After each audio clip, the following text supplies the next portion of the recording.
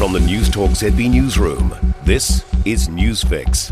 In this update, emergency services are responding to an incident unfolding at Waikato's Spring Hill Prison. Fire and emergency was called just before 3:20 this afternoon to a building on fire at the facility. 4 fire trucks, 2 water tankers, 1 ladder truck and a command unit are now at the scene. Police, ambulance and corrections have all been approached for comment. They flew in, they met, then flew out after agreeing no deal that would bring an end to the war in Ukraine. US President Donald Trump and Russia's Vladimir Putin talked for almost 3 hours in Alaska to discuss ending the war. President Trump says they've made good progress and will be passing on the details to NATO, Ukrainian President Volodymyr Zelensky and other appropriate parties. At the end of the media conference, President Putin proposed a different location for their next meeting. Thank you very much, Vladimir. Next time in Moscow.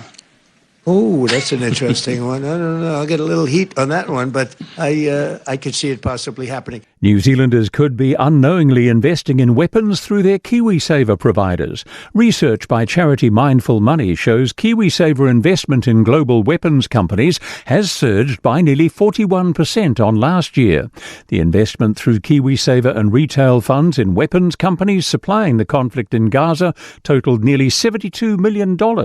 Mindful Money CEO Barry Coates says very few people are aware of this. Mr. Coates says many people likely won't be happy with their money being used by weapons companies in situations where civilians are suffering.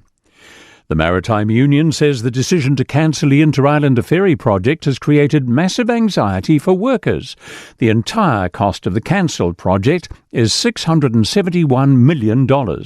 Union National Secretary Carl Finlay says it seems like Rail Minister Winston Peters has been able to make the most of a bad situation which has been really tough for ferry workers. Mr. Finlay says a long history of mechanical failures has led to high staff uncertainty. That's news. In sport, Canterbury's moved to the top of provincial rugby's NPC standings with a 21-7 road win over Bay of Plenty. The Tasman Markhor have won their second game, beating Northland's Taniwha 28-14 in Whangarei. In the women's Farah Palmer Cup, the North Harbour Hibiscus have beaten the Taranaki Whio 36-12 at North Harbour Stadium. The Manawatu Cyclones earlier beat the Bay of Plenty Volcanics 45-31 in Tauranga. Auckland United has booked a place in football's Chatham Cup finals with a 3-0 win over visiting Nelson Suburbs. Eastern Suburbs and Wellington Olympic have gone to extra time after the scores were locked at 1-1 in the other semi at Medill's Farm in St Heliers in Auckland. That's sport. I'm Joe Gilfillan. For more news, listen to Newstalk ZB live on iHeartRadio.